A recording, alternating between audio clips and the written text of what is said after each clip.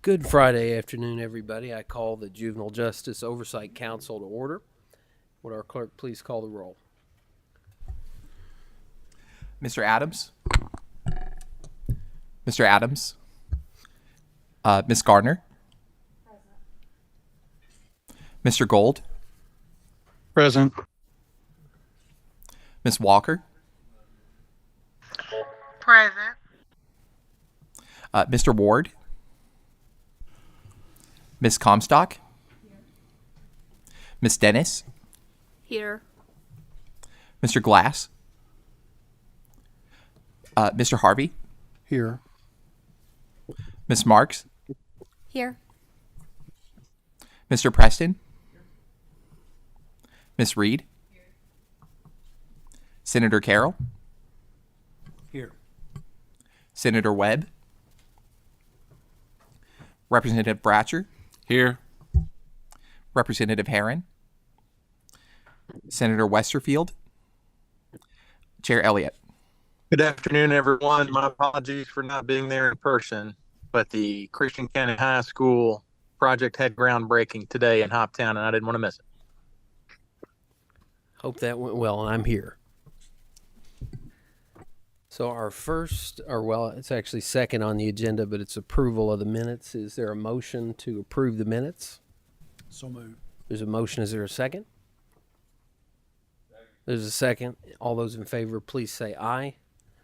Aye. Those opposed, no.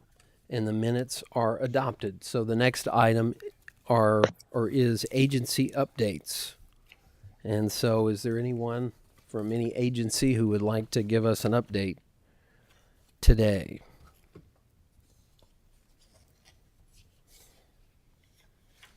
Okay. Oh, yeah, you're recognized. If you state your name, please, and which agency. Yes, Katie Marks. I'm with the Department for Behavioral Health, Developmental and Intellectual Disabilities, and I am the commissioner. And we just wanted to share that we are really pleased to have received our notice of award for our Kentucky Six. This is our sixth System of Care award to the state. This is a remarkable accomplishment. It's a competitive award. We've worked hard and in cooperation with AOC, with DJJ partners, with DCBS, and so we're really pleased. This is going to be able to serve children with serious emotional disturbance who are also involved in DCBS or DJJ, and so a lot more to come in the coming weeks, months, and years, but just wanted everyone that's been keeping an ear out for that to hear Kentucky 6 is here. Thanks. Thank you for that update. I will also note that the Administrative Office of the Courts has submitted their report as usual. It's in the file, or it's in your package. And our presentation, one of the presentations today will be upon community supervision. Stephanie Francis, who is the Executive Director of Community and Mental Health Services with the Department of Juvenile Justice. If you would come forward, you're recognized, and if you would just introduce yourself.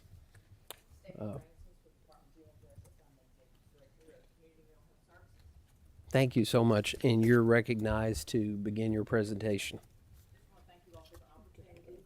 If you would pull a microphone up to you and hit the button, and a green light should come on. Good. Thank you very much. Thanks.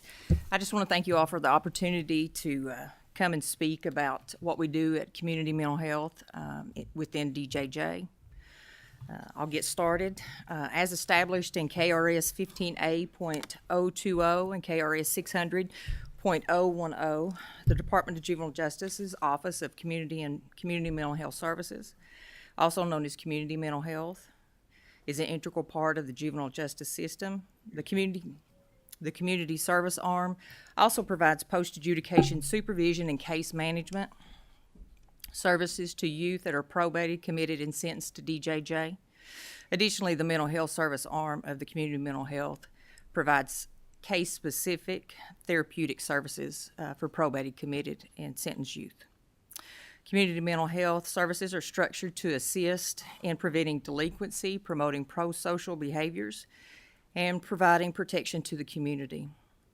We provide intensive case management services with to the youth throughout their time with DJJ. Community mental health does not provide any pre-adjudicated services. The function of community mental health is to provide supervisory service to prevent as many youth as possible from going further into the system, to make recommendations for out-of-home placement for youth that are in need of more intensive services. Community mental health serves two primary purposes: to hold the youth who have offended accountable for their behavior and to support their rehabilitation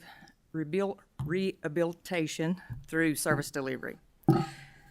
The coordination of service delivery includes but is not limited to linking the youth with evidence-based community resources, counseling and therapeutic services, skill and strength building programs to address needs identified during the juvenile court process.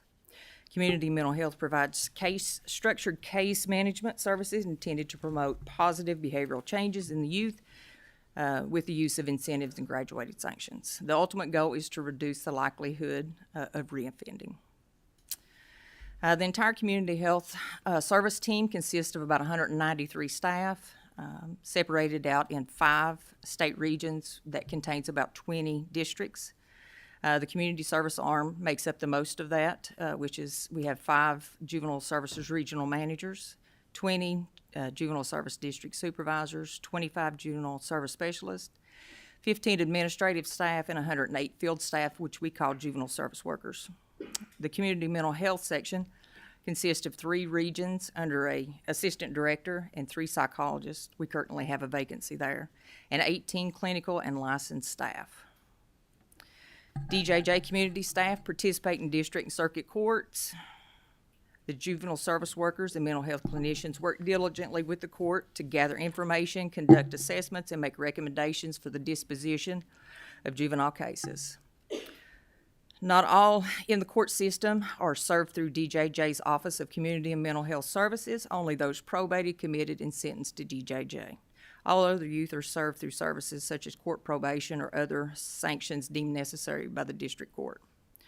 Community service work begins in the district court setting after post-adjudication when the court orders a predisposition investigation report. This is a written report completed by the juvenile service worker relating to a youth's mental, physical, and social history, as well as assessment results that contain recommendations based on the findings to assist the juvenile court in making appropriate disposition. The primary component of a PDI process is evaluating the youth's risk and need. This allows identification of how likely a youth is to reoffend and what areas of need that the youth needs to improve in order to be successful. Disposition recommendations range from no services, community service hours, apology letters, court probation, and probation to DJJ. For youth involved in more serious offenses, the requirements outlined in Senate Bill 200, the recommendation can be commitment or sentencing to DJJ. Probation to DJJ is a disposition, means establishing a set of conditions for the youth to abide by to avoid committing additional offenses.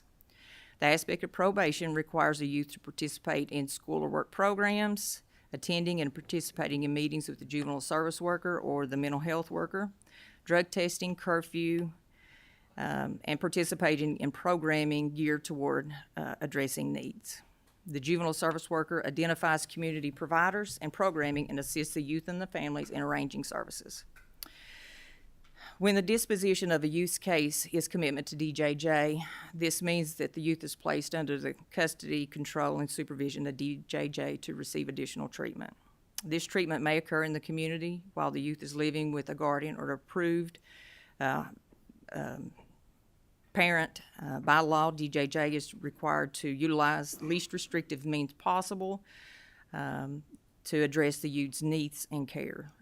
Therefore, in situations where the youth's offense level, risk level indicates that the community is not an option, the youth will be placed by DJJ classification in a PCC foster home, residential facility, DJJ group home, or DJJ residential facility. Community Mental Health JSW continues case management while the youth is in care and provides re-entry planning upon return home. This includes maintaining contact with the parent and guardian while encouraging their participation in youth treatment. For youth that are sentenced or confined to DJJ, this means the severity of the crime warrants that the youth be tried as an adult in circuit court. In such cases, the JSW completes a pre-sentence investigation. This report process is similar to the PDI process in district court, with the offender, for the youthful offender following the conviction. A sentenced youthful offender will be confined in a DJJ facility until the age of 18. At that time, they return to court for a final sentencing. At that point, the youth can return to DJJ facility for additional 5 months of treatment, or be probated to adult probation, be transferred to the Department of Corrections, or to be released without further action. Despite the youth status, whether being probated, committed, or sentenced, all youth receive a risk and needs assessment in conjunction with the youth and their family. The JSW develops treatment objectives and a comprehensive case plan to guide youth in their treatment. In summation, the JSW attends court, testifies, conducts disposition investigation reports, PSI reports, and advocates for the youth.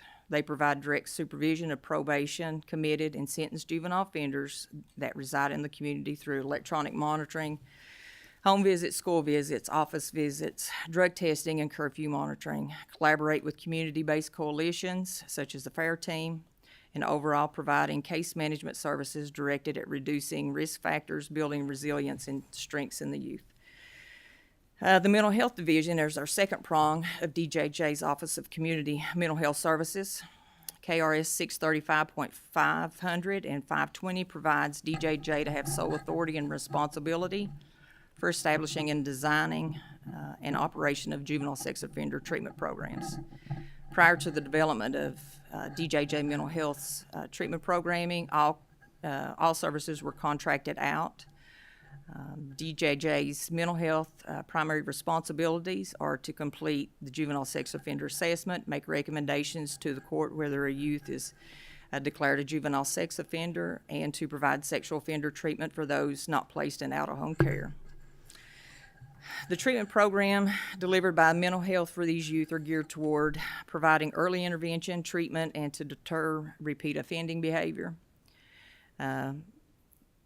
The treatment programming delivered for these youth are geared toward providing early intervention and treatment.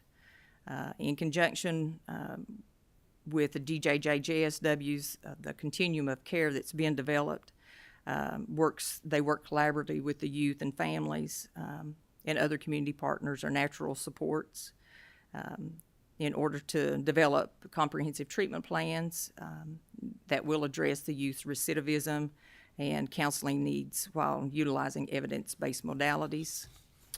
Throughout the course of treatment, mental health clinicians reevaluate the youth's progress every 60 days. This process includes everyone in the treatment team, the parents, guardian, school officials if available, and community partners. Additionally, the mental health workers work collaboratively with community-based staff, JSWs, to assist in maintaining the youth in the community versus revocation for out-of-home placement. In addition, they provide the treatment. They also work with other youth in the community that are probated, committed, and sentenced. The JSW makes referrals for the youth for individual counseling, family counseling, substance abuse, crisis intervention, and treatment for sexually problematic behavior for youth that are not declared sex offenders. Mental health clinicians strive to provide accurate assessment of the youth's needs, utilize evidence-based intervention to increase public safety and improve quality of life for the offender and victim. Just to give you an idea of how many kids that the community mental health staff serve every day, we have 366 committed youth, 273 probated youth, 26 youthful offenders, 4 probated youthful offenders, 67 juvenile sex offenders. We're working on at least 201 pending PSIs and PDIs. We're following 90 youth that are pending the youthful offender process, and that's a grand total of 960 cases that staff are touching and working with every day. This number also includes 158 staff that are placed in residential out-of-home placements such as youth development centers, group homes, and PCCs. We continue to work with those kids while they're there and work with the families as well. Some evidence-based programming that we do that I'd like to highlight. The YASI, which is called the Youth Assessment Screening Instrument. It's a validated assessment tool that measures risk and needs and protective factors in at-risk juvenile justice-involved youth. It brings together improved links in case management, inclusion of strengths, and assessment of traumas. Provides risk and needs information as well as strengths in the domains of family, school, peers, community, alcohol and drug use, mental health, aggression and violence, attitude, skills, legal, employment, and free time. The domains or subscales include both static, historical, and unchangeable, and dynamic, which is the changeable factors. The static factors, such as the delinquency record, are necessary and efficient predictors of recidivism. The dynamic factors are predictors of recidivism and also point to the use characteristics and behavioral patterns that need to change in order to reduce problematic behavior. The case planning is individualized, action-oriented, and strength-focused. DJJ's JSWs and the community mental health workers received training from Orbis in February of 2021 on how to administer the YASI and to create strength-based case planning. DJJ YASI coaches were also trained in providing support to the assessor and maintaining fidelity.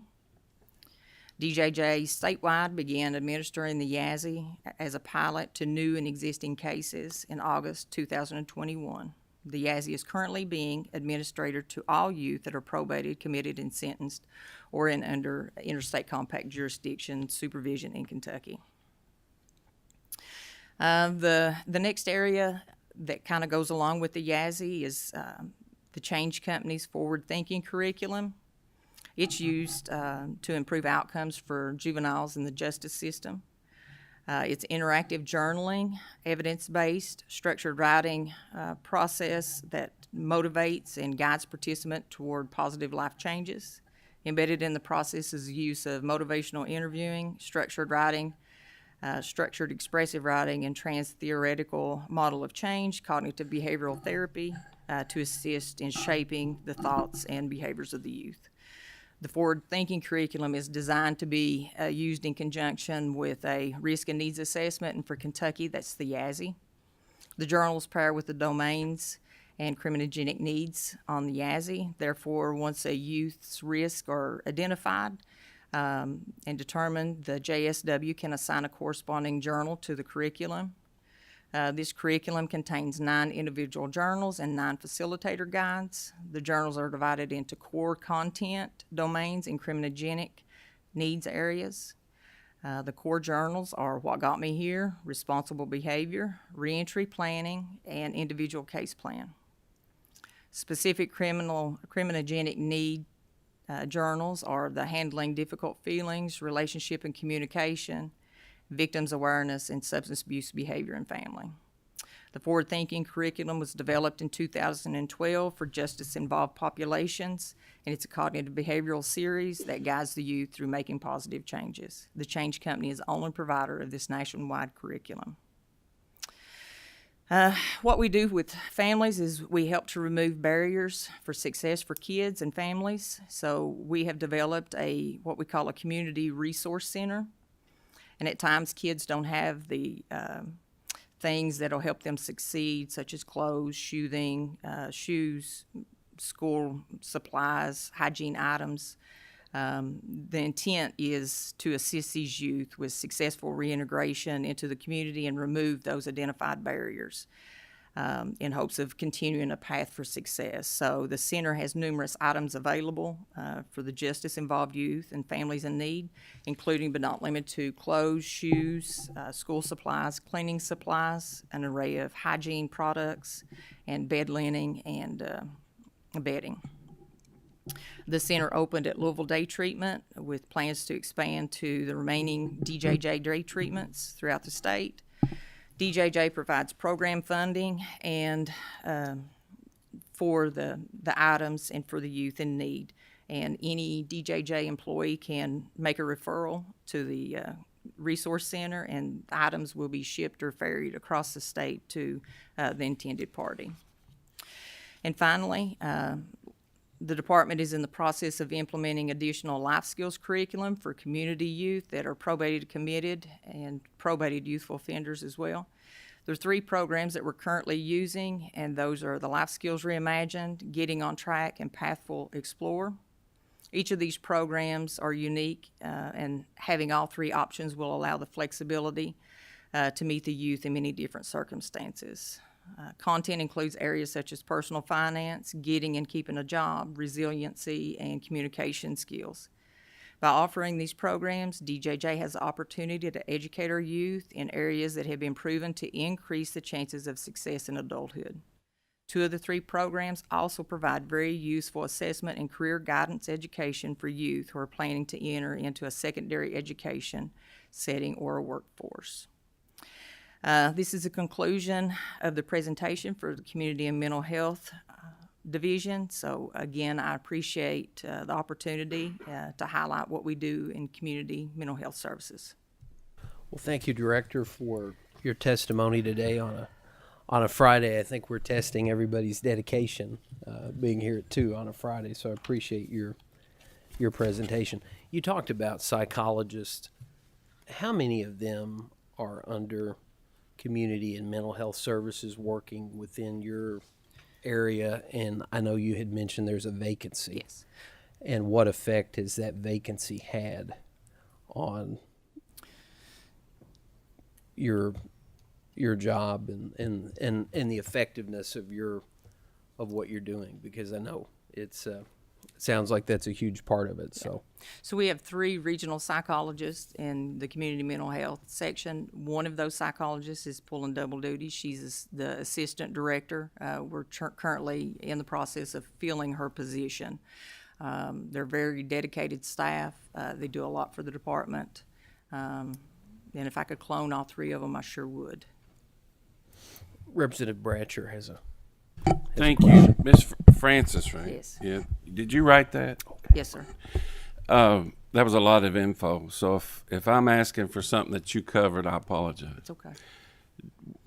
Do you know when a juvenile comes into the DJJ system, when they're first evaluated or screened? When is that?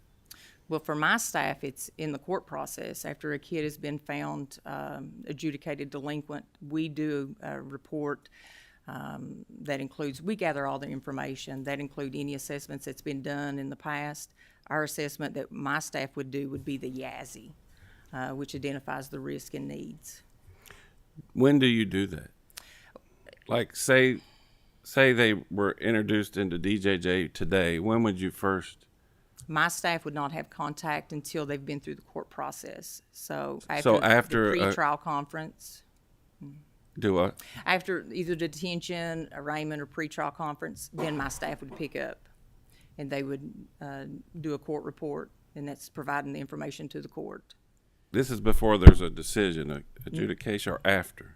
This is after a kid's been found delinquent, of the charge that and then the court does a disposition. Okay. So we don't do any pre-adjudicative work, so Do you know I'm who further does? in the system. Does anybody do that? It does. I mean, it depends on who they've been involved with in the system. If they come into detention, there's assessments that are done there, and that information is shared. Some of the information that they collect, if the child's been found guilty, is they'll check with our detention folks and see what they have. And also, some of these people have had a lot done in the community, either through the CDW process, through behavioral health, other areas. So not every kid who goes to the court system comes to DJJ. Some of them will be, other things involving other folks, depending upon what resources are in that community. Well, Mr. Chairman, thank you for giving me the leeway. I remember during our discussions last session, someone told me, I can't really remember who, it said that a child may be involved in family court for a few years, but then when they break a law or something, they go into into the criminal areas or the DJJ areas, that those records don't follow that person, and that's a big problem. So My I just staff said, gather all the information that they can obtain, whether that's if a kid's been to a hospital stabilization placement.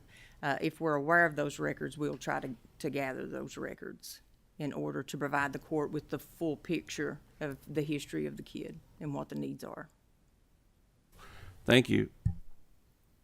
Thank you, Senator Carroll. Thank you, Mr. Chairman, and Director Francis. Thank you for being here today.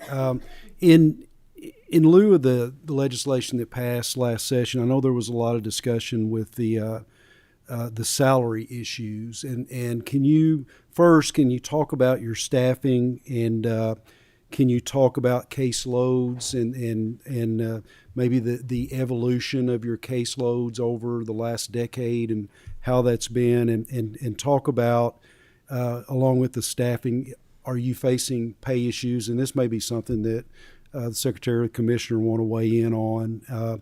But I got comments after that we were focusing solely on detention centers, that some of the other employees in other areas within DJJ felt like they were left out. And what problems has that caused you? Well, before Senate Bill 200, the caseloads were extremely high. And with the implementation of Senate Bill 200, really did a good job about placing youth, lower end risk kids where they needed to be, not with DJJ. So our caseloads had dramatically decreased, and now they're starting to trend up a little bit, and that always seems to happen. You'll have a rise and then a decrease. Staffing wise, we always have issues in certain areas, that have good economic resources available. Jefferson has job opportunities, Northern Kentucky, some in the West, and that makes it a little bit more difficult to fill those positions. But overall, we've got good staff. We have low turnover rate in most of the areas.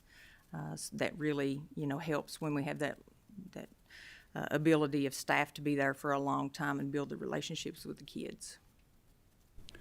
You're kind of dancing around the salary issue. Are you not comfortable answering that? If No, not, I think I'll let yeah. Secretary Harvey be uncomfortable. He often is uncomfortable. That's. Are you talking, Senator, specifically into what was done last session? Yes, sir. Just Okay. with her, within her realm. Yeah. I know we created some inequities with what we did, and we probably need to get a really clear picture of what those inequities are, so when we take further steps that we can work towards correcting those inequities, because I feel like what you all do is every bit as important as the front line, I guess, corrections officers now, or whatever we're calling them, and so I'll stop right there. No, and I agree with everything you said. I'm sure the Commissioner does too, and I think we understand that. And this is a conundrum that we approach not just in DJJ, but DOC would be a good example. Really KSP as well, because we do things for sworn officers, and sometimes the unsworn staff perform absolutely vital work. They don't share in those benefits exactly the same. So this relates to more broadly than just DJJ, but specifically with Senate Bill 162. The first thing I would say is I hope I have every time I've had a chance to speak to it, is we deeply appreciate what the legislature did for our people on that, and we appreciated the chance to work with you all on that. It's made and is still making a very positive difference. The way we approach that, I think the context is important. We were looking at the most immediate problem that we had, and that was with, I don't think anybody would disagree, that the immediate crisis we were approaching was with security in the detention facilities, and you all know that as well as I do. And so we were trying to address that, and we were doing that in a year. It was not a budget year, And we were being reminded a lot by legislative leadership that there was no intent to generally open the budget. So what we did with what we were trying to do at the beginning of the session is just to address the most immediate problem. And then it was Senator Westerfield and others expressed a desire to broaden that. And I think we immediately and absolutely and 100% supported that, because during my time at Justice, and I'll eliminate all the non-merit people from this comment, all of us who are appointed by the governor, but in terms of our merit staff, I have not run into a Justice Cabinet employee that's overpaid. When you think about the jobs that our people do, from state policing to guarding our prisons to guarding to taking care of juvenile facilities, so we appreciated the fact that those compensation increases were broadened to include others. And I agree with your comment that, and your observation, that we, I think, made a lot of progress in addressing the detention issues in terms of compensation. I hope we're not finished, but we made a lot of progress. And I think now that we haven't solved all the problems, but I don't think we're in the same period of urgency that we were in a year ago or last winter. I think it's entirely appropriate to look at the employment base across the whole department, and we would welcome the opportunity to work with the legislature to do that. And again, for all of these positions, which are critically important, I mean, we know that the clinicians, the social workers, the psychologists, all of those people are vitally important to making this system work. And to me, it's a pretty simple proposition. We have to pay competitive market wages if we're going to be able to have an adequate workforce. And I think that really doesn't matter whether you're talking about psychologists or you're talking about Damon's public advocates or you're talking about corrections officers. So I don't know if that provides you with the information you needed, but I would just say that when we approached this last winter, we were trying to focus in on what was in the most crisis at that point in time, because we did not want to make requests that would be misinterpreted as trying to generally rewrite the budget. Mr. Chairman, You sure can. that kind of gives me background, but it doesn't really answer my question. Are you losing people because they feel like that they're not appreciated due to the raises that we gave the corrections in? I don't think we would be losing staff. They may not be happy. Anybody wants additional salaries. But as far as turnover rate, in most of the state, we have a very low turnover rate. Okay. And if I might, just a follow-up to that, we talk a lot about the population that's being served within detention facilities now as a much more violent, just a different kid than what it was in the past, largely because of Senate Bill 200. How have you all adjusted to that, and how has it affected your ability to provide your services, the risks that your staff is in? How have you all adjusted to that as we talk about securing the facilities, training, the correct juvenile correction officers? Have you all had to make adjustments over the years to keep up with the population that you're serving? We've been very lucky that anybody in the community faces danger every day. I mean, even as citizens, we do. But we've not had situations in the community that anybody's been harmed. But what we're doing in order to kind of help the office situation, things like that, we're increasing security as well, just like the facilities. Staff have the ability, to feel safe in their environment that they're working in. We can't control things that go on outside in the world, but at least we can control what we're doing for staff. Thank you. Thank you, Mr. Chairman. Thank you. And Chairman Westerfield on Zoom, you're recognized. Welcome. Thank you, Chairman. I appreciate you coming, ma'am, to talk about your side of DJJ, which I think is very important. Senator Carroll just asked you about the caseload, and you mentioned about 900 kids, if I remember the number correctly. Is that right? Yes. How many does that? And you may have mentioned the number of staff. What's the ratio of staff to child today?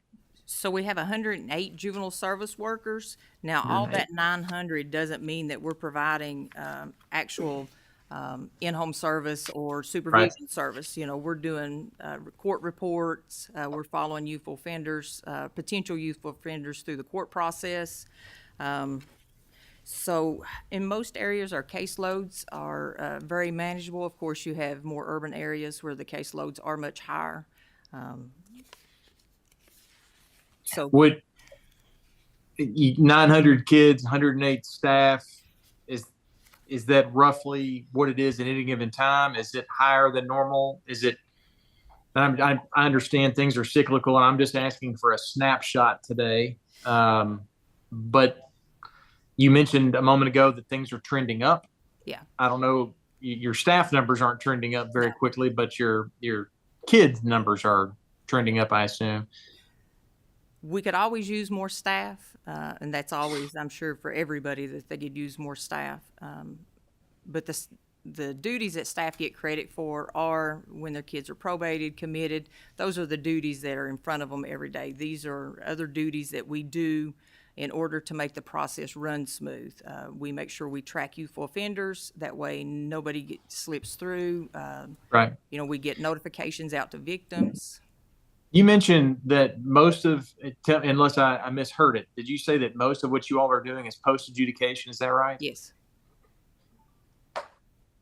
What are you doing for the YO cases? That's still post-adjudication? When you said pending YO, so when my brain is thinking pre-adjudication because they may be waived up, they may not be, but let's assume they are. They have been waived up. Usually we don't pick up on the case until a pre-sentence investigation is ordered. Okay. But we follow all of their status hearings. Okay. All the way until they are no longer part of the system, detention or not? So whenever they order a PSI, then that's when we pick up, and if they're sentenced as a youthful offender, then they become DJJs.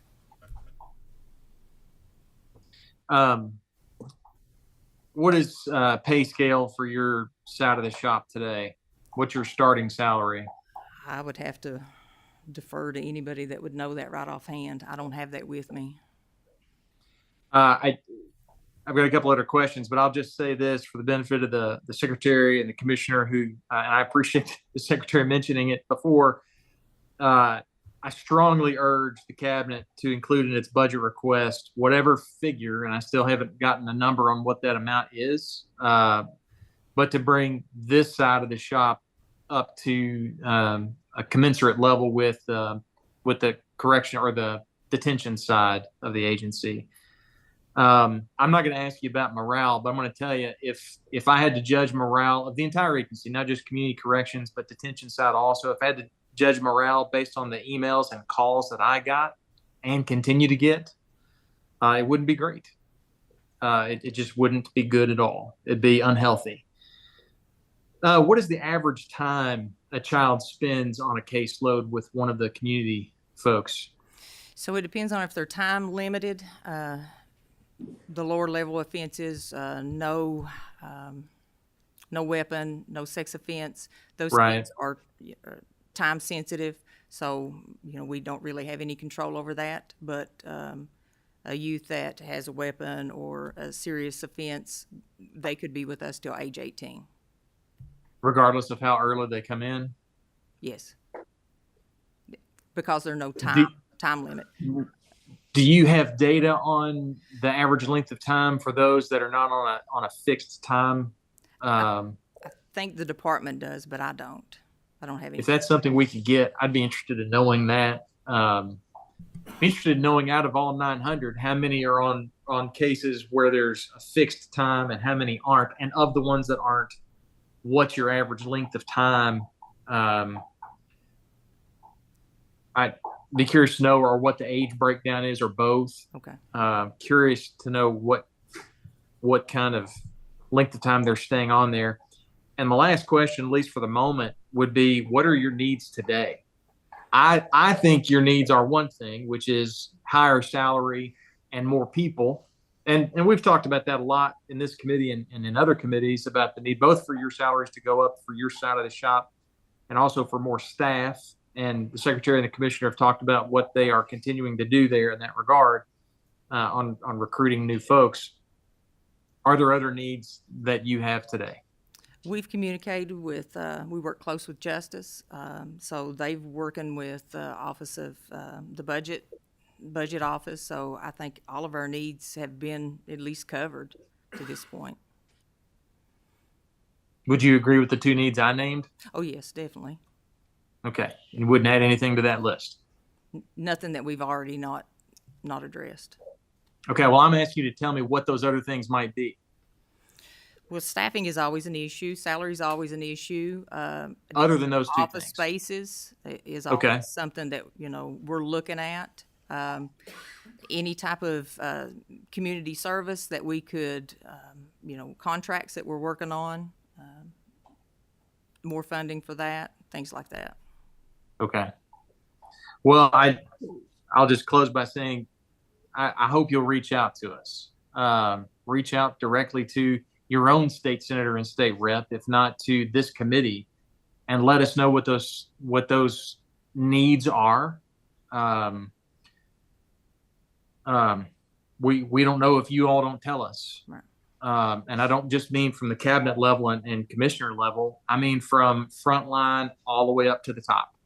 The people that are doing the services that you do every day are the best people to know what the needs are and what the pain points are. So I appreciate it. Chairman, thank you. Thank you very much. Does anybody else have any Mr. Preston? Thank you, Mr. Chairman. Director Sanders, just a few questions actually to follow up on some of what Senator Westerfield mentioned. So on the, I know that some juvenile supervision is limited in time by statute, but I believe, and I didn't look it up while I'm sitting here, but I believe those are maximum times. In those cases, are all those kids supervised for that entire time, or does DJJ have discretion to end earlier than that time? And if so, how common is that? So we do have discretion to end early, depending on, we develop a case plan and we work on that case plan with the kid. And if they're successful in completing those goals, then we can request. As far as numbers, I wouldn't have that available as how many that we request early. But that is something that we do. And you say request, it requires a follow-up court order for a kid to be released, We or do send you have notification absolute to the call? court, and if they object, they will notify us. Okay. So. Does DJJ by policy have a minimum age that it serves? I think in detention, maybe, but for us, typically, we've had 11-year-olds, 12-year-olds. Are you aware of younger than that? Like because I can say from our data, occasionally we have 8 and 9-year-olds or 10-year-olds that come through. Have never if one of those experienced that. is sent by a court to DJJ, how would you respond?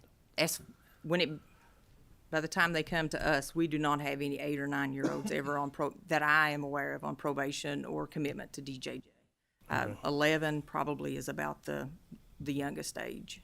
Okay. Are you aware of any policies you have in place where that 11-year-old would be treated differently than a 16-year-old by policy? I understand in practice they might be different, but do you have any policies related to that? Not that I know of. Okay. You mentioned that there are all these different levels that can be recommended in a disposition, court probation, community service, all those things, up to probation to DJJ or beyond that, commitment perhaps. let's say that if your worker's recommendation is just either court probation or essentially what I would call kind of go and sin no more probation, that there really aren't terms, but we're generally watching the kid. And the court at disposition says, no, I want this kid to go to be supervised by DJJ. And you've done your evaluation or assessment. They're a low risk kid, no real history, but this is something that the court just kind of, what I would view as overreach, says, no. I want to nip this in the bud. I want to keep an eye on this kid. Now, I'm aware in the adult context, and I assume there's some science probably in the juvenile context, but on the adult side, there's science that says that low risk people who really don't need supervision, if you put them on supervision, it actually makes it worse. That it's worse outcomes. I think that's probably also true in juvenile. So do your workers, how do they respond in that situation? Do they like go back to the court? You at one point said you advocate for kids. Is this an area where you would advocate to say, Judge, I don't think this is appropriate, or would you just accept the court order because they are the court? We would accept a court order, of course, because we're not going to go against a court order. But the workers should be able to voice to the court that there's, there are other options available that would better serve this kid. If that comes back to, the judge saying, no, it's DJJ, we will still develop a case plan with the kid. There's always something that we could help improve and strengthen the kids on. And that's what we would focus on. All right. Last question I have is about your workers as well. This is related to the salary, but not necessarily that question. For someone, is the position called a youth services worker? Is that the front line? Juvenile service worker. Juvenile services worker. What are the minimum requirements for an entry level juvenile service? Is a college degree required? Yes. But no advanced degree? Does the college degree have to be anything in particular? For the lower level, a bachelor's degree, and then for the clinician, a master's, and then if they have experience, a bachelor's degree would be accepted. So for the lowest level, a college degree, 4-year college degree, bachelor's degree, and it doesn't have to be in any particular field. It does. It has to be in a related social service field. Okay. Thank you. Thank you. Is there any more discussion? If not, we appreciate your Friday afternoon with us, and thank you very much. Our next item is Juvenile Justice System contact points, and we have Judge Jessica Moore from the 30th Judicial District, Judge Kimberly Shoemate from the 9th Judicial District, and also Ashley Clark and Jason Reynolds with the Administrative Office of the Courts. And our judges are on Zoom, so I only counted 2 folks. Are you with us on Zoom? Maybe. Yes, sir. Hi, good afternoon.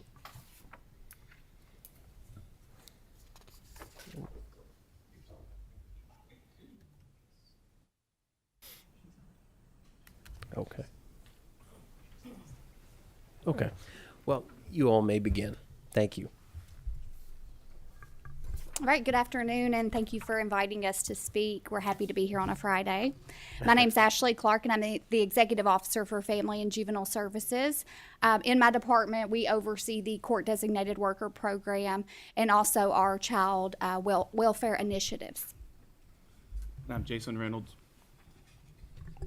And I'm Jason Reynolds. I'm the Governmental Affairs Liaison with ALC.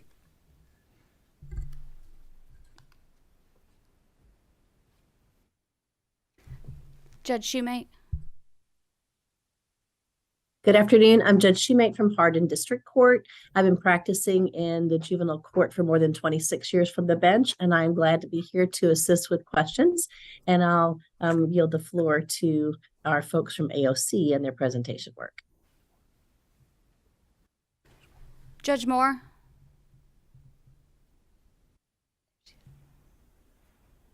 I'm told she's on. Is that right? Maybe she's on. There we go. Good afternoon. Hi. Sorry about that. There always has to be one every Zoom meeting, right? That's right. Good afternoon again.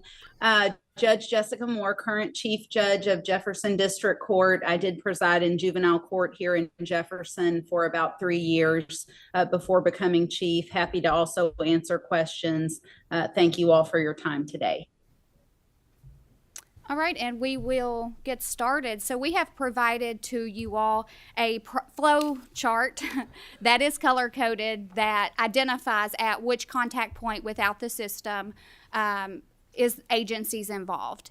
And so there are lots of nuances that can occur depending on the individual child. So always keep that in mind, but we will try to stick to it as we walk through the presentation and refer back as a guide if you have questions. So first, we're going to look at the duties of a court-designated worker. We here at the AOC and DJJ, we love to use acronyms, so I will really try not to do that to you guys, but redirect me, please, if I do. So statute really outlines what court-designated workers do. They process all complaints that come in. They use a directive criteria that's going to outline who is eligible for informal diversion programming, which that is pre-court process, and who has to go into the formal court system. Youth are eligible for 3 misdemeanor or status offenses for diversion, and then the possibility of 1 felony diversion with approval from the county attorney, as long as the felony does not involve the commission of a sexual offense or the use of a deadly weapon. So there are 2 types of offenses within the state. There are status offenses, which you can only be charged with while you're under the age of 18. So example, habitual truancy, habitual runaway, beyond control of school and beyond control of parent, for example. Those public offenses are anything you or I could be charged with. Complaints are verified statement. We do not assign charges as court-designated workers. So if a victim comes in to file a complaint, the court-designated worker would meet with that victim, do that verified statement, the who, what, when, where, how.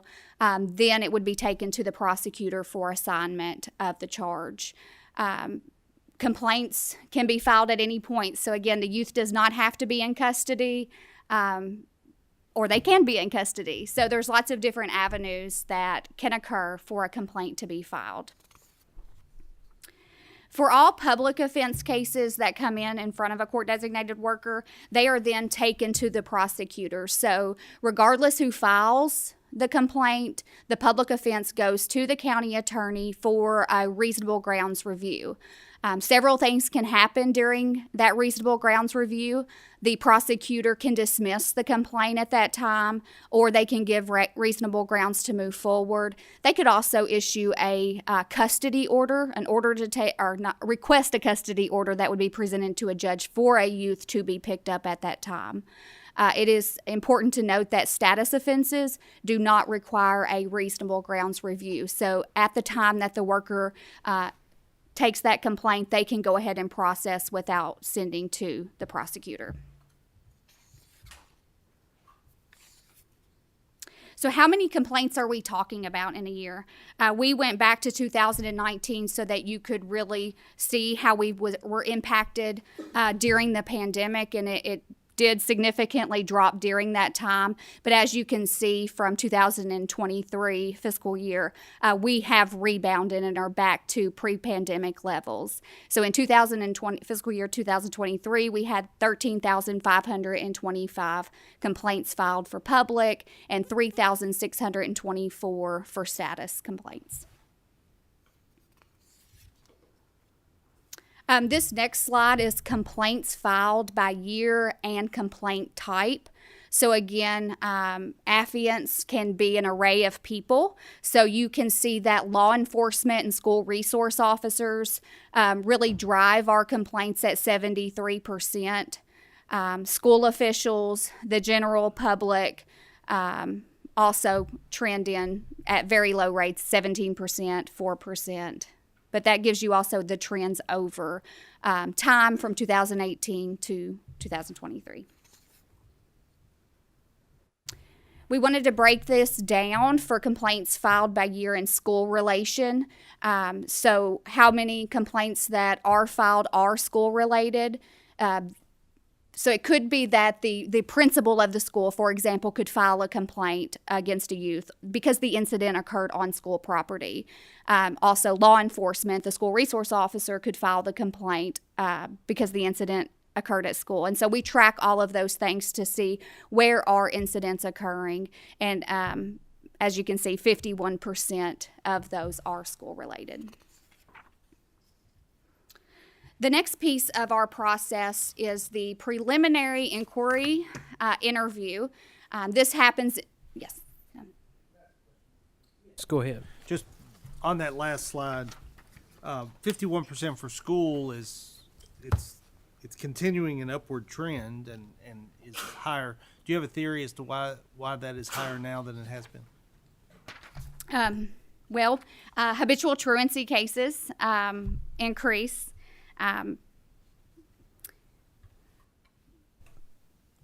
Things that occur at school have always occurred at school and dealt with at an administrative level versus a juvenile justice level. And so we see that in some school districts, they file even on a first offense on an incident that occurs that would have historically been dealt with in-house, is what I would predict.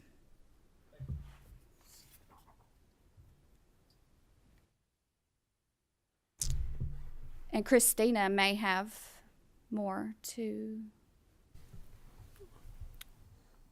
You're recognized if you'd like. I don't have anything to add to this time. I would have to go back and look at some of the data.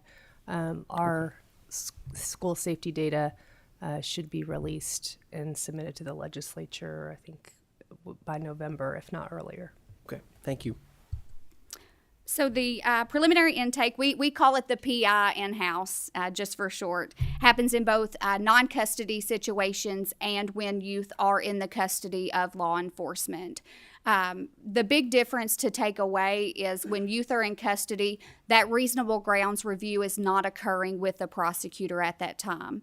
But it's very similar. We're gathering that demographic information of the youth.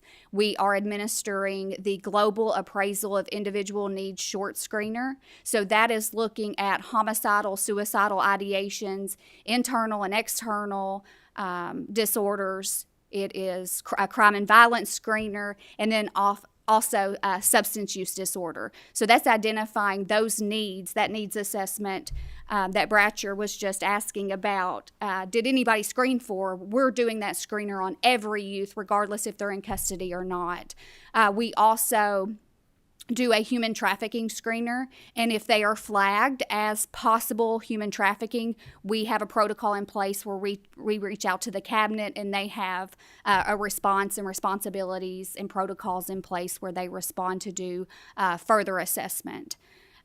After that, in custody, I don't want to drive too much on this. We make that judge call with least restrictive options, and I'm going to kick it to them, but in just a couple of slides on what happens there. So those youth that are eligible for pre-court diversion in the court-designated worker program, it's important to note that it's a voluntary program. Youth can choose to go to court at any time throughout the period. So some youth immediately will say they don't want to go to, they would rather go to court than do diversion. But it will last up to 6 months. And so that court-designated worker can follow that kid and work with that kid for a 6-month period. It takes one person to make the difference in the life of a child. Not always is it the court-designated worker, but we are referring out to the community supports and our partners. We don't deliver services, but we're connecting them to resources at the local level in order for them to build a pro-social life, to have activities that are pro-social and get rid of whatever those criminogenic needs, those crime-producing risk factors that our youth are facing day in and day out. This is a look at diversion-eligible complaints that were diverted statewide by complaint type, so both public and status. When you look at status complaints in fiscal year 23, 88%. and then 64%. But you can also see that trend has been fairly steady over the time.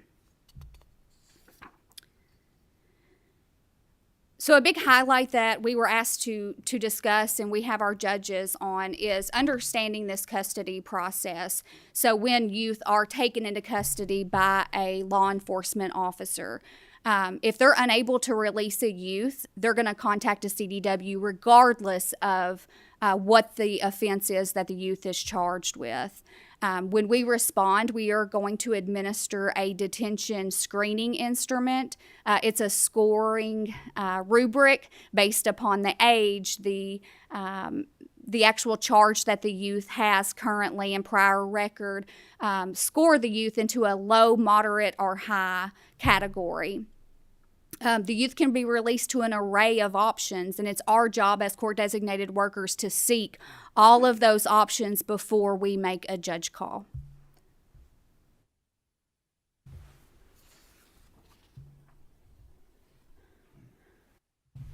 So when can a law enforcement officer actually take a youth into custody? And I won't go through all of these, but this is what statute tells us, the reasons why a law enforcement officer can take a kid into custody and then contact a CDW.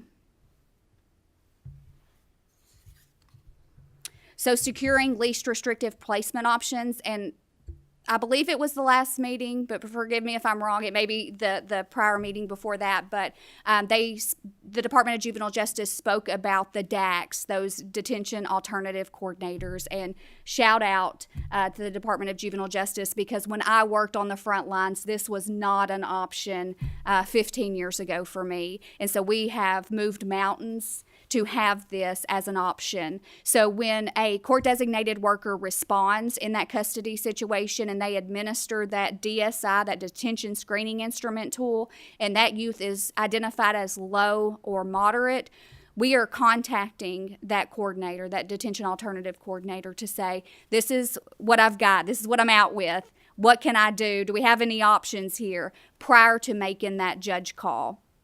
And so that has been very successful for us, and having additional options to present to the judiciary. And this just kind of outlines how we do that if the judge orders it. And it's not ever the court-designated worker saying, okay, you can be released to this alternative to detention. It is a judge making that order and determining when they would be released from it. So breaking down complaints by intake action. So this is looking at the youth that are detained on the very front end of taking that complaint, a youth being released through the on-call process. And so that means that a court-designated worker has responded and either was able to execute the release on the front end without a judge call, or making the judge call and they've authorized release. Police officers also have the discretion to release youth, and we'll dive into that in just a minute. And then, as you can tell, 78% over fiscal year 23, youth were never taken into custody at all. So when we dive into youth not taken into custody, who has the discretion at that time? And that's going to be your law enforcement officers. They are going to do a citation, release a youth, and complete a promise to appear with whoever they're releasing the youth to appear in front of the court-designated worker. They're then going to bring us that citation that they released the youth on, and we would process and go through all those steps that I've already been through with the prosecutor. And then we just give an example of why would a kid not be taken into custody. And you can see what our numbers are there. For those youth released by police officers, they have complete discretion at that time whether they're going to engage the court-designated worker or not. I don't believe we have anyone in the room that, I know we have some with experience, but I don't believe I saw anyone here with the law enforcement. But they could give more perspective on why they would not call a CDW. But we did provide an example of something that we see quite often is they're working a case. The youth was very cooperative, and then they released on the front end and then brought the paperwork to the court designated worker and then pick up the process as normal. The child's released through the on-call process. Who has the discretion at this point, and that's the judge. And under very limited circumstances, a court-designated worker can execute a release without a judge call. But you can see all those have to be met. The youth has to score low on that detention screening instrument. The parent or guardian has to be willing to pick them up, and the offense does not involve domestic violence or the possession of a firearm. But also, we listen to our law enforcement partners, and if they're requesting that we make a judge call, we always make the judge call. And then I will kick it briefly to the judges to take what they take into consideration when they're getting those phone calls from court-designated workers.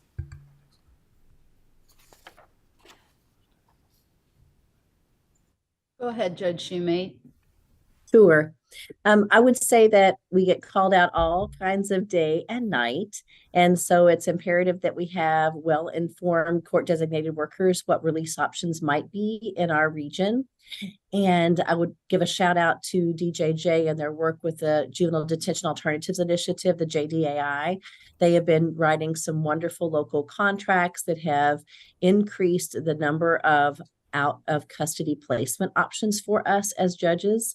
And they have also been working to create matrices to share with the CDW. So it's an excellent chance for them to create community resources and share those with our CDWs so that we can give those to judges as release options. And that is a new program. Those matrices are just coming out in the last few weeks and in the coming weeks to be of actual benefit when we get call out. So those are important. So we look at what is a danger. Is there a danger to an individual? Is there a danger to community at large? I'm always looking to see, is there a weapon involved? Is there some physical harm that's been involved or that's been specifically threatened? Because we're not looking to put kids in custody, but we're looking to find reasons why they can be out of custody or what the danger is that might keep them in place. Sometimes those issues are related to no release options available because of domestic violence cases. And we have individuals where we say, well, this is a child that only has issues when they're with this particular parent, but no other issues in the community. They don't have issues at school. They don't have issues in their neighborhood. But because the release option is the victim and we have no other options available, we end up putting a child in custody until we can get those options. And so to me, those are concerns that we have about continuing to create release options for cases that have domestic violence or cases that have isolated violence against a particular victim, where otherwise, if they were able to be kept away from that person or persons, they wouldn't otherwise have been a danger to the community in general based upon their either past history or based upon their threats. So why do we do those things? They're usually going to be issues of danger or a lack of a reasonable release option that we think has a specific danger. I can give you lots of other examples, but I think that was the question that was asked. Thank you, Judge Shoemate. Reynolds had pulled up just what the trend has looked like on youth that have went to secure detention. Yes, there you go. And it kind of gives you a historical perspective too, just for your reference. So when we talk about complaints that are referred to court, it can be for a multitude of reasons. So the youth may not have been eligible for diversion based on the set criteria discussed. The youth can, again, request court because pre-court diversion is voluntary. They could fail to appear, so we have made phone calls. We've tried to find this youth to get them in to meet with the court-designated worker program, and we have been unsuccessful in our efforts. And then also the youth can be unsuccessful in diversion, so they are not making progress working with our office. The judge can override cases that are eligible for diversion, so they could be in custody and not had would still be eligible for diversion, but because they went to secure detention, they have to go in front of the judge. And then during that reasonable grounds review, the prosecutor can also send the case to court, even though they're diversion eligible. So in Senate Bill 200, it did create and establish mandatory diversion for those first-time misdemeanor status offenses for one diversion. But anything after that, the prosecutor can override. All right, and that leads us to our judges, just to give a highlight of what occurs at that initial court hearing process, adjudication, and disposition.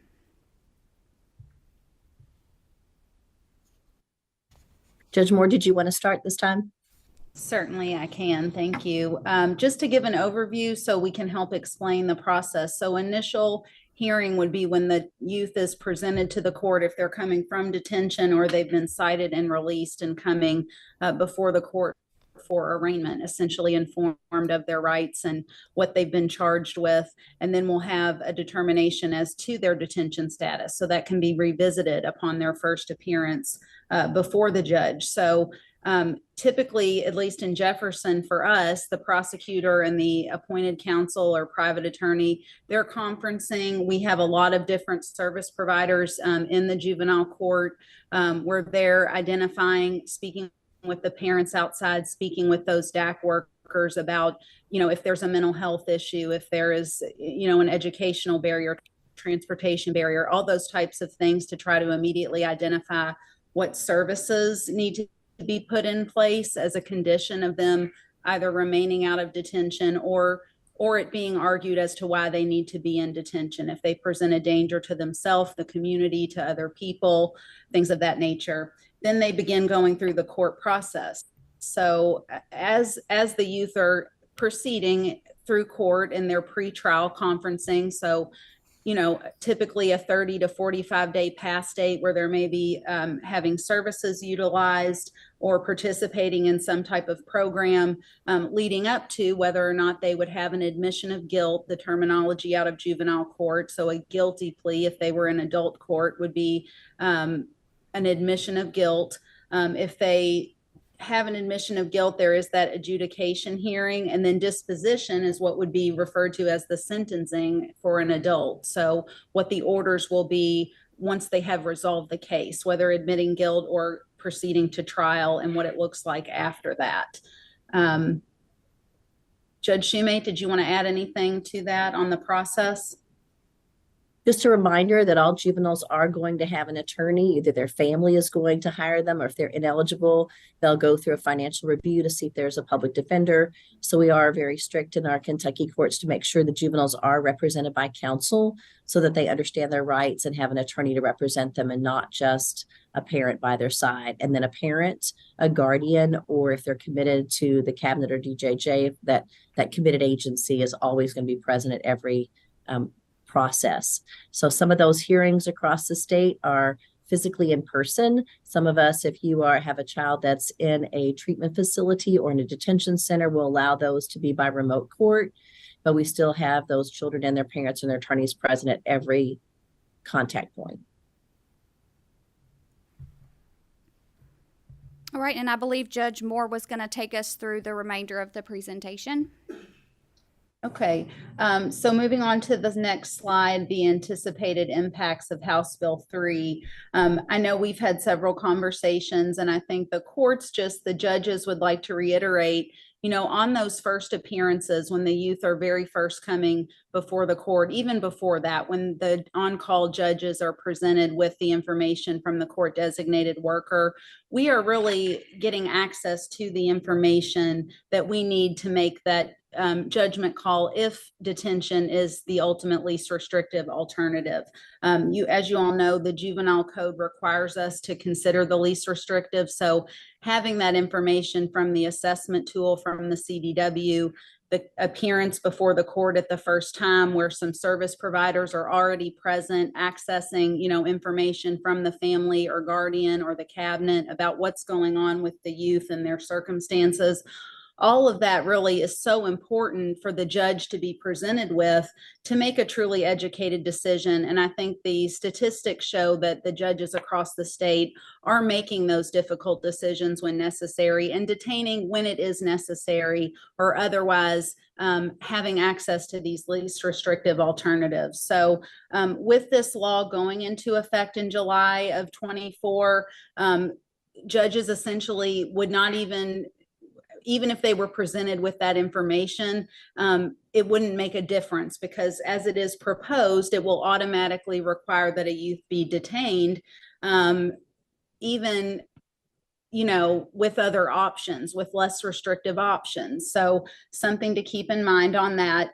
Some of the key things, looking at age that would require one of our youngest youthful offenders, a 13-year-old, to automatically go into detention when we know that's a youth that has who knows how many other barriers or things going on in addition to becoming justice involved. Disabilities, it would just be a blanket, they have to go into detention. And we know there are issues with the detention facilities and their ability to accommodate some higher level need. Safety concerns for youth, particularly in Jefferson. You all are, I know, well versed and have been informed about the various gangs and, rival disputes going on between youth and the chaos that has caused in other detention facilities. So certainly not being able to be presented with those safety concerns, but having to just, again, automatically detain creates an issue.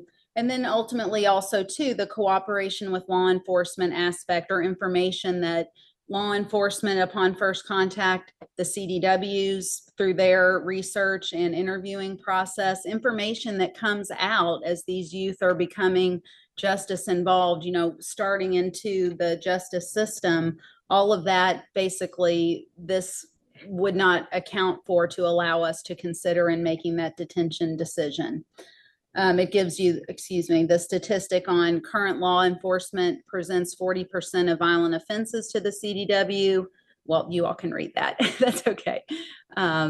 Processing the on-call judges then detain approximately 90% of the violent offenses complaints that are presented to them. So again, just to reiterate, I think our judges across the state really are taking very thoughtful account of the information that's being presented and making the detention decision, that really the anticipated impact of just taking away that ability to get this information will cause a huge detriment. Going on to the other, you can go to the next slide. Thank you, Ashley. Increase in detention. We've been talking about that. If you looked back, and you can look back at our numbers to date of this fiscal year, of how many we've already detained on, and then in effect with the new implementation, there would be a 31% increase in detentions. So that is something to consider when looking at our staffing issues across the state with DJJ, with the status of the detention centers in general across the state.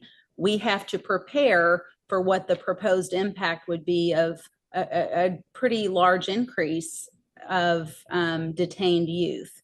And then again, that's from across the state. So that's an impact across youth of 111 counties.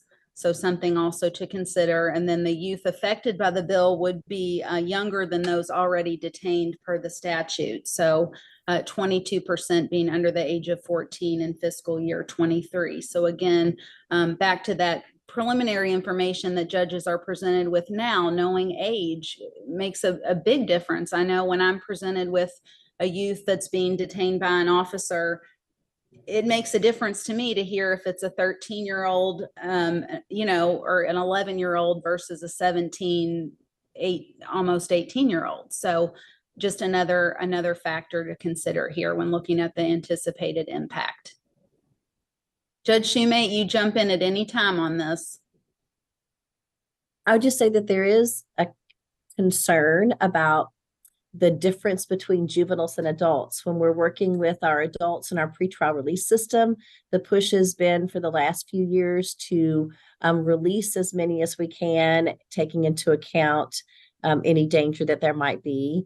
And it reads as though the new law will do just the opposite with juvenile. They'll be detaining rather than giving the option, and also acknowledging that it appears on its face that it would go against the intent of Senate Bill 200, which is to take all those factors into account and to make individual decisions. And we're going to make some broad sweeping decisions that it appears as though it's going to take away that opportunity for judges to look at those release options and try and take those things into account. And so the way it's written now, based upon the history of the last FY cycle, you've seen those numbers, and our numbers are going to go up if the bill stays just like it is, and the offenses from last year are the same offenses. If kids in our community are committing the same type of offenses, those numbers are going to go up. So when you see the statistics and they jump significantly, that's what it says is going to happen. That's where those projections are going to be. And we're going to be at a spot where we've been creating these alternatives and we've been creating those opportunities, but our hands will be tied with not using them. We just need to know that that's the way it's going to play out from a judge's perspective. And that concludes our presentation. Thank you very much. I want to go back to the process, and specifically the adjudication hearing. What is the standard of proof that is used by the court in determining the guilt of a youth who has pled not guilty? What is this? Is that a preponderance of the evidence? So at adjudication, you're asking if they are going to be admitting guilt, so entering a guilty plea would be just their admission, or trial is beyond a reasonable doubt. If they had it's a bench trial before a judge. There are not jury trials in juvenile court, but it is the same standard of proof. Okay, I appreciate that. What is the overlap, if any, between those areas of the state that have a family court? Is there any overlap in these between district court and family court? And I know Representative Bratcher had a question earlier about where those overlap, if anywhere. So the status offenses would be handled in Jefferson. The status offenders are handled in family court. The public offenses are handled in the juvenile court. So juvenile court specifically is 18 and under charged with criminal offenses, where those status offenses are handled by our family court. And Judge Shoemate, I don't know if you all do that differently, just because I know you're a little bit smaller jurisdiction. Yeah, we do have family court. I would say there is one statutory difference where if an individual is already pending a delinquent charge and then gets a status offense, then the status offense comes to the delinquent judge that's already handling that child. But otherwise, it is the status offenses. It's your status of being a juvenile that brought you to court. It goes to family court. But there are still several counties in our state that don't have family courts. And so then at that circumstance, then the delinquent, the status, the dependency, neglect, and abuse all come in front of the district judge, because there is no family court to send them to, if that helps. It does. It helps a lot. Is there any discussion amongst Senator Carroll? Thank you, Mr. Chairman. Thinking back on this now during the session, I think the reason we put this implementation off a year was to have a chance to look at it more closely on what the effects would be. So things are kind of coming back to me on this.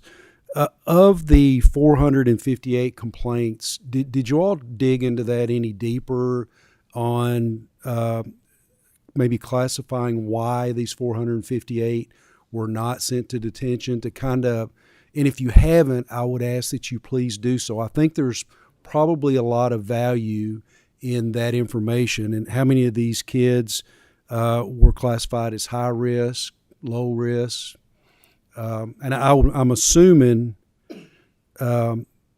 well, I don't want to make any assumptions on this. I don't know, but it would be good to know that. What were the offenses? Once they were classified as risk level, what were those risk levels?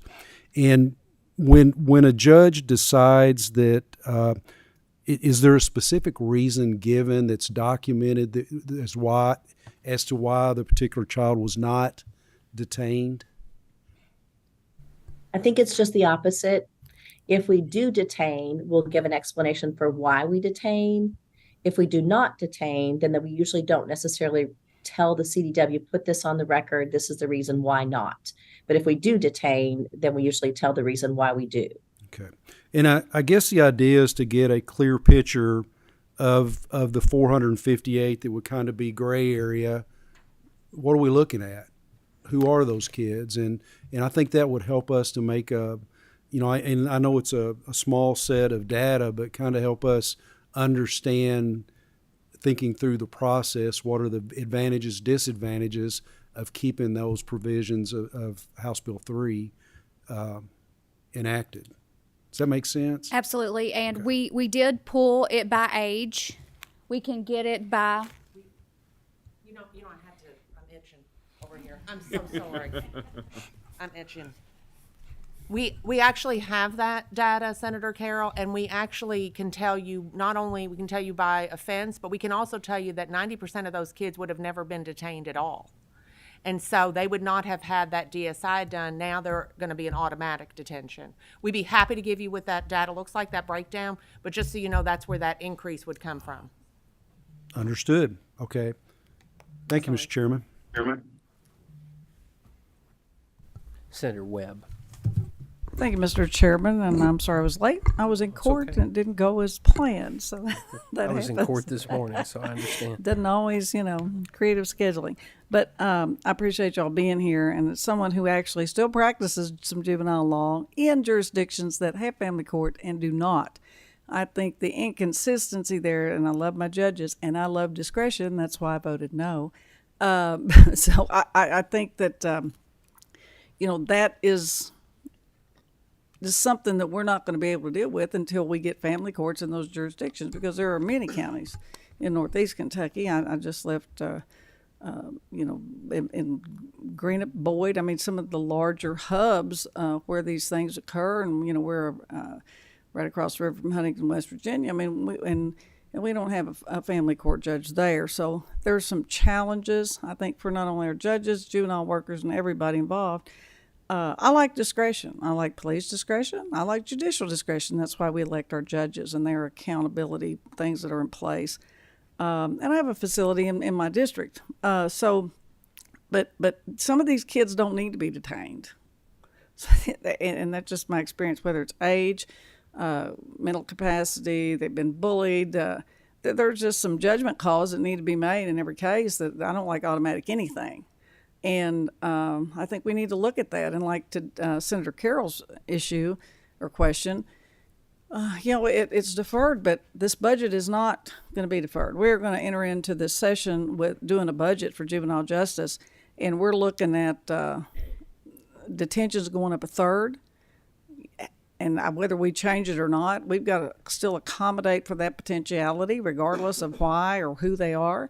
And I think that's the most urgent, other than the kids being first. That's the urgency, but there's also a budget urgency here that we have to address if we're going to proceed with automatic detention. And then not only that, I think there's going to be an additional service need, like staffing was mentioned, but I think we're going to need more programmatic needs if those younger children are in there, and more segregation needs to keep those populations against, and that's just from one practitioner's perspective, but thank you. Thank you. Is there any other discussion?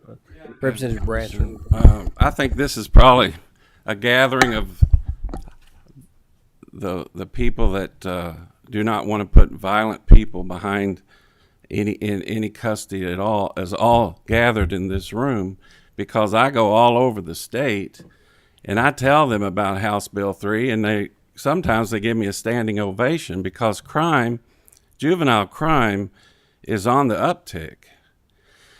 And that's why I never wanted to even join a committee like this. If you asked me 2 or 3 years ago, I was kind of brought into it because of all the juvenile crime that was happening in Fern Creek, Kentucky. And once I put a microscope to it, or a magnifying glass, I found out that many of these kids did not belong out on the streets, and they had been through the system and released. And I don't understand why letting people that commit crimes, even if they are 17, 14 years old, back out on the street is a good thing. I'm not reaching you guys. The bridge is too far for me to understand where you're coming from. Sure, we have budget concerns, and for one, I'm going to try to get more money into the juvenile justice system, just like we did last session. We opened up the budget.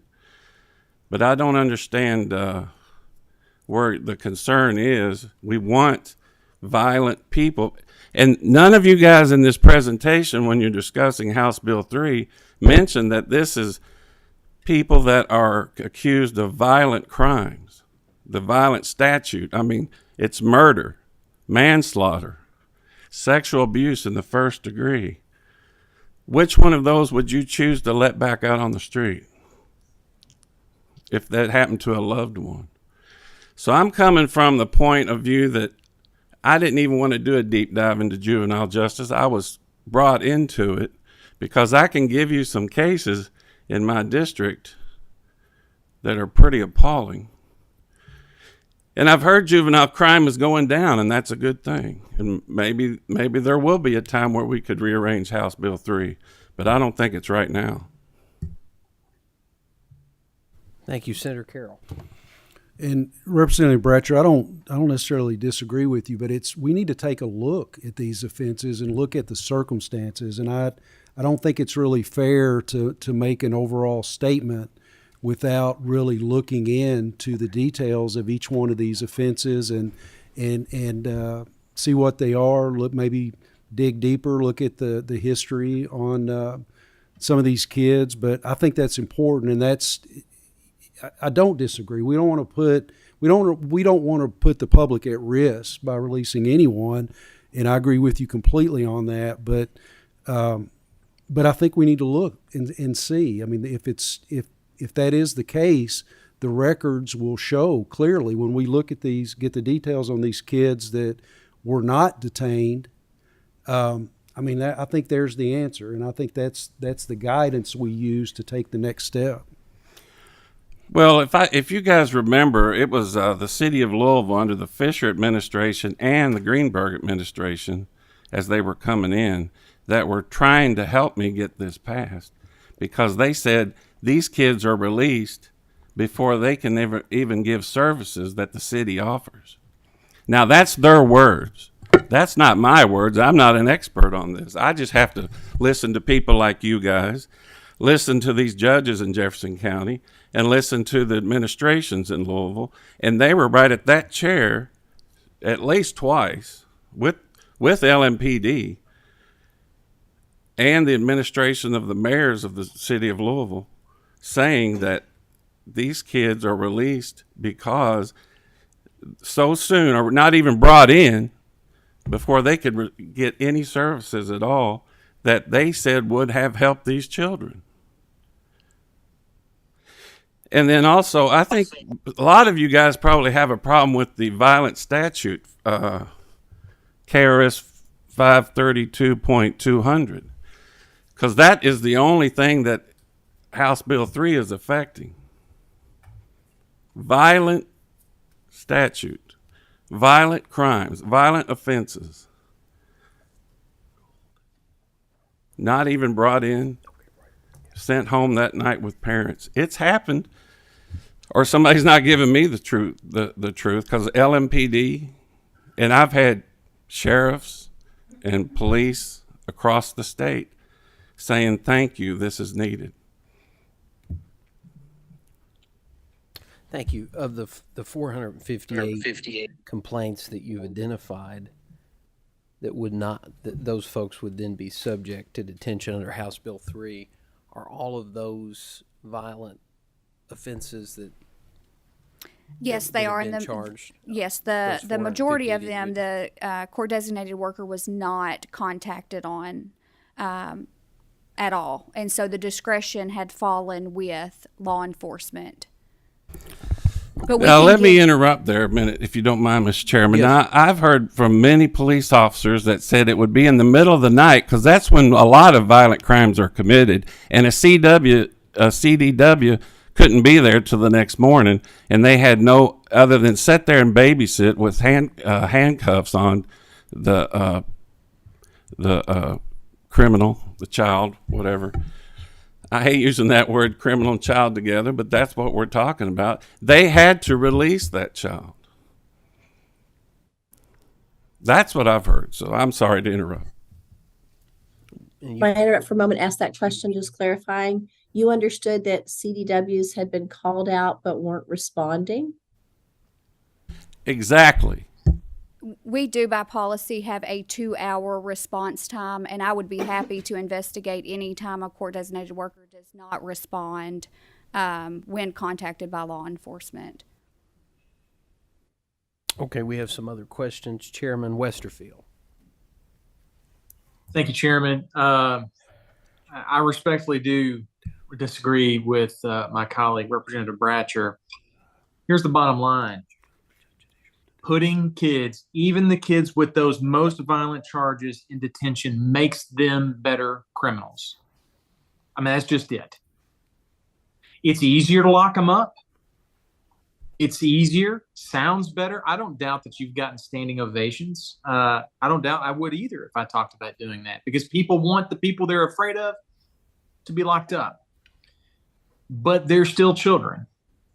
You know, when I first heard the idea of adolescent brain development, I thought that was sort of hokey. I thought, looking back on my time as a young adult and just before I became an adult, I'd like to think I knew right from wrong and that I could make good decisions. I didn't get into a bunch of trouble. And so I thought it was a little silly, but I've seen the experts talk about it. I've seen the experts show, not from a partisan, not even from a policy standpoint at all. Here's what your brain does when you're this age. Here's how it processes risk and consequence, reward. Here's, at this age, what kind of influence peer pressure can have over your decision making. I've heard Dr. Beth Kaufman talk about that repeatedly, and she's the expert on earth on this subject matter. I've never once heard her talk about anything partisan at all. She just talks about what the brain scans show. What the bottom line is that a child is a child. Even the one that's so close to being an adult, we want to treat them like an adult. But then I go back and remember that putting them in custody makes them better criminals. It hardens them, it changes them, and it makes them much less likely to succeed at something short of detention. So it's harder. It's uncomfortable even, but I know that it can work. And I think I know this council has heard me talk about it before. The Roca facility up in Chelsea, Massachusetts, only deals, and Representative Bratcher, I don't have any problem with the statute. I agree. In fact, as I've talked about House Bill 3 with other policymakers around the country this year, and I've not shared a great deal of praise on the detention part of it. That's the part between that and the records being open, those are the two parts I have the most heartburn about. But I talk about the statute. It includes the offenses I think ought to be included there. I can't think of one that I would take from it off the top of my head. The place up in Chelsea, Massachusetts only deals with the kids that are charged with those sorts of crimes. It's not even a residential program. And they have single-digit recidivism because they invest in each individual child in their circumstances with whatever they bring to the table or what little they bring to the table. And they invest and they do it through diversion. They do it through community-based responses to that behavior. They do it through vocational training and mentoring. They do it through all the things that are much harder to sell, much more expensive in some cases much less expensive, but certainly difficult, much more difficult to sell, and it doesn't feel quite as satisfying as just locking them up and punishing them. But that's what works. So is it easy to stand here and say, yeah, I think you ought to let that person out who committed this heinous offense against that victim? Between restorative justice and community-based responses, CDW workers, your community folks with DJJ, it'd be nice if we could get some of those services pre-adjudication. There are ways and meaningful ways to respond even to the most violent offending kids and do something to change their trajectory without having to lock them up. It's why, and I'm so thankful and so appreciative that you consented to, and Senator Carroll added language when it was over in the Senate, making sure that the kids that are in that detention environment, we couple that experience with programming and behavioral health interventions. I'm so grateful that you consented to that language and you saw the value of that, because that kind of intervention can make all the difference in the world. And I'm thankful that we stalled the 48-hour hold provision of the bill for at least a year, hoping that DJJ staffs up in this intervening time, because they're not able to handle the population of kids they've got in facilities today, and they weren't ready to have more. Anyway, I appreciate you letting me speak for a second. I have all the respect and appreciation for Representative Bratcher in the world. We just do not see eye to eye on this, and I've seen the alternatives to detention work in too many other places with the most violent kids to think otherwise. Thank you.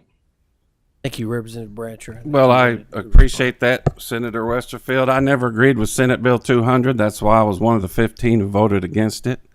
I think that that was the spark of crime that's happening in Louisville today. I don't know if you guys come to Louisville much, but there is a lot of crime going on, and there's a lot of people that are upset. I've heard it's getting better, but let's look at what House Bill 3 says that everybody's objecting to.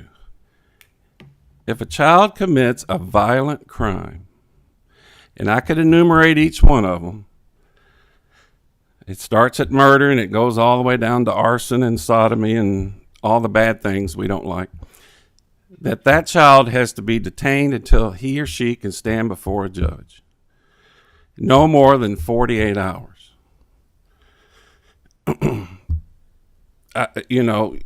Senator Westfield, you say you agree with House Bill 3, so I'm not sure if you have a beef with that or what. You voted for it, I think. So many of my colleagues did vote for it. So, it's amazing that there's a movement, and I will try my best to stop it if there is a movement to change this, because I think somebody that commits a violent crime should at least spend the night in a jail and have a audience with somebody that can at least sit down and talk to them, not just be sent home back into the community, where I know for a fact some of them have committed crimes again the next day, or going back to school. They robbed a car, they stole a car, had a wreck with it, was in class the next day bragging to their colleagues in class, and the teachers heard it, bragging that they stole a car and got away with it. I don't know what planet you guys are from that you think that's okay. So maybe I'm from the wrong planet. But, I don't. But I don't think that that's a good policy to have in the state of Kentucky. I want to make sure we don't confuse alternatives to detention with nothing. I'm not suggesting, and I would never suggest, that you do nothing. I think that the circumstances you just described, that's really wrong. I'm not saying do nothing. Senator Westfield, that's the only reason I got involved, is because stories like that, and there's a bunch of them, they have been reducing. I will say that. That's the third time I said it, Mr. Chairman. It is reducing. Maybe it was COVID, whatever, but it was really bad a couple of years ago, to the point where I said it's my duty to do something about this. Sorry to interrupt. No, that's fine. County Attorney Gold, I think, is on Zoom. He has question or comments. Yes, thank you, Mr. Chairman. I think I represent somewhere the midpoint between my good friends Representative Bratcher and Senator Westerfield. I I think that there is. I think Representative Bratcher makes an excellent point when he talks about House Bill 3 specifically dealing with the most antisocial crimes and violent felonies that are out there.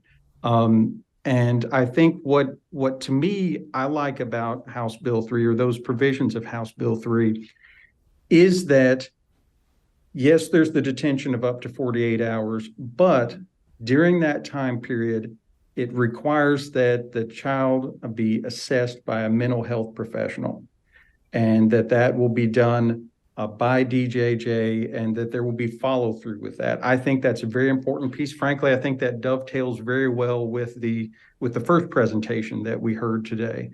And I absolutely believe judicial discretion is very important, and we should always be careful whenever there's any erosion of it. Frankly, I'm somewhat surprised every time that I hear that CDWs can do any sort of release on their own without calling an elected judge. So I think both ends are interesting. Senate Bill 200, I'm very proud to have been involved in this process during then, because there were youth going to detention and there were youth going to court that did not need to be seeing the inside of courtrooms, the inside of detention facilities. And I think what happened is there was such a focus on that end of the spectrum that really spotlighted some issues on the other end of the spectrum with these youth committing very, very dangerous antisocial crimes that are, the most harmful to the people around them and to the victims that they have. There's got to be some sort of swift and immediate intervention with those. And I think, while I have some concerns about erosion of judicial discretion in House Bill 3, I think it's very important that like Representative Bratcher said, there be something put in place immediately. And I do think it's very important to get that mental health assessment in place. So that's my way of saying I agree with both Senator Westerfield and Representative Bratcher in a lot of respects. And I think there's actually room for some overlap in that Venn diagram between the two of them. Thank you, Mr. Chairman. Thank you, Senator Webb. Thank you. And just to follow up, Chairman Westerfield and I've worked on these issues for, a long time on a national and state level and a lot of policy. We sit in on the same national policy issues, conferences, and listen to the same experts. And Whitney he's devoted a lot of his tenure to it, and I appreciate that. And who had ever thought we would actually agree on a lot of these issues, as him, a former prosecutor, me a defense lawyer, and other things. But, we see the data. And when you go to these conferences nationally and they look at Senate Bill 200, and it's a national model, folks. People are wanting to do Senate Bill 200 and some of the provisions and perfect it or try a variation of it. I mean, it's a hot topic of conversation in national policy roundtables. And that's something that we have here. And, no legislation is perfect, but certainly it's data-driven, data-supported. And the same, I worked on the juvenile death penalty when I first got here. The U.S. Supreme Court even acknowledged the things that Senator Westerfield talked about when they abolished the juvenile death penalty that we tried so hard to do here. And so there is a balance to be struck. There is no question. Everybody that's in the system can do something to help perfect and strike that balance.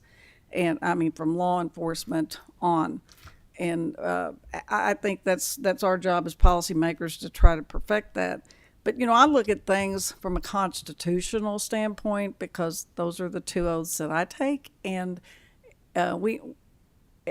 there's innocence until guilt is proven. And that's the cornerstone of our legal justice system. And some of these kids aren't guilty. And some of these kids are overcharged, just like in the adult system. And in the adult system, you have a process where someone can get bail, and they may never stay in jail. They have an opportunity. Now, I like the mental health component and I like all those things, but then some of that part, as the kid's lawyer, kind of gives me a little indigestion if they're going in and talking to my client at that stage of the proceeding. So there's a balance to be struck all around, but the Constitution is what drives me in my position on this. Why we can treat a child different than we treat an adult with no opportunity to have a mandatory detention period. Yeah, we have those in a DUI, and I don't, that's for public safety, and that's across the board, but it doesn't grate well with me to just do a blanket mandatory detention for anything that goes against my sense of the Constitution, and that's just what drives me in the scope that I look at this, and I think we all look at it that way. All these children are not guilty of what they're charged with. Thank you. Is there any other discussion of that? Advocate Preston. Thank you, Mr. Chairman. Just a couple of points, and then I have a question on the issue of House Bill 3. I really want to compliment Senator Carroll. I want to second his suggestion. I think AOC's given us a gift here by identifying these 458 specific cases, and that's what we need to look at. I don't doubt, Representative Bratcher, that there are carjacking juveniles in Jefferson County who probably should have been detained, but there wasn't 458 of them. Most of those, if you're saying that they were released and wouldn't be released, I don't believe that those were some oversight of a CDW not acting when they should have acted. What happened in most of those cases, and I would say probably more than 450 of them, is some human being looked at the facts and said, this kid doesn't deserve to be in detention. The facts, the circumstances, the child being, they shouldn't be in detention. And I've been in juvenile court enough to know juvenile judges take detention seriously, and they're not about putting dangerous people back out with their families or in other places, and CDWs take their job seriously as well. So I think there was a reason these kids were released, and I agree with Senator Carroll. We need to see why were those kids released, and should we change the statute to where those kids could still be released. I look at the 532-200. Yes, the names of those crimes are dangerous, and if the public heard them, they'd say, arson. Of course, arson can be throwing a match in a trash can. If a kid at school throws a match in a trash can, they can be charged with arson, and I don't necessarily think that kid automatically should go to jail for 2 days. If a playground fight, the stereotypical pushing somebody down for their lunch money. Well, that's robbery in the second degree. That's included. So we're going to put people who push people down on the playground into detention. When we're talking about kids, these scary crimes can be actual, not that scary fact patterns. But the only response of the of the system, assuming a school doesn't say, we'll handle it internally, and we've already had discussion on many schools are running to the court system with things. If they run to the court system, the only way to get there is to charge a kid with these crimes. And when that happens, that will trigger House Bill 3 in fact patterns that aren't carjacking in downtown Louisville. They're much more benign and explainable circumstances. I certainly agree with everything Senator Westerfield said about brain development. And even if they were violent situations, perhaps they shouldn't go to detention. But my point here is, among those 458 cases, I bet we find a lot of fact patterns that no person in this room looking at the fact pattern would say that kid needs to go to detention. And so I think I really would like to see that, make it anonymous in any way that protects the kids, but I would like some more analysis on what those 458 cases are. The question I have is on the slide on anticipated impacts. You talk about the age, and the last bullet point on the second page of that says 22% being under the age of 14. Is that 22% of the 458, or are you saying overall kids that are detained, 22% will be under the age of 14? 22% of the total number of the 458. It's 22% of the 458. So over 1 in 5 of these kids that now will be mandatorily detained are 13 years old or less. Yes, sir. Okay, I think my opinion is we need to look seriously at that before we start putting 12-year-olds and 13-year-olds in detention. Thank you. Is there any Can other I say something there? Representative Bradshaw. So it seems like a lot of people have a problem with this statute. Maybe that should be worked out. And I could tell you right now, me personally, I would be susceptible working with an age limit. Nobody ever brought that to me before, that these were 13-year-olds. I want to see if that's true. And I want to see what that 458 are, because some of them are in Fern Creek, and I keep bringing it up, and I will always bring that up, because I've got people that will not. Always get the antidotes, and I know that's not the way to run a government. But there's a lady in Fern Creek that will not come out at night anymore because of what happened to her. So I'm going to always have her right here with me as we walk through this, because I don't think anybody in this room would appreciate a loved one going through what that lady went through. But yeah, let's look at those cases. Where are they? Why aren't they here already? Why didn't you guys bring them with this presentation? Examples. All good questions, comments, and I think we've been here almost 2 hours, so I'm prepared to close the hearing unless somebody else has something pressing on Friday afternoon to go into. But I will say I did vote in favor of House Bill 3.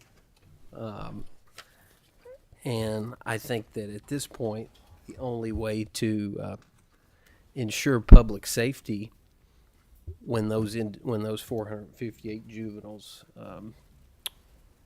are apprehended is to have some period of detention. I think that's the only way to ensure public safety. So that's why I supported it. But I think you've heard from Representative Bratcher that he's obviously open to looking at more data, and no legislation's ever perfect. I know you've been here a lot longer than I have, Representative Bratcher, but no bill is ever perfect. But I tend to err on the side of public safety as well, and so I understand where you're coming from. So I do appreciate your passion. So this committee will stand adjourned. Do we know the next meeting date?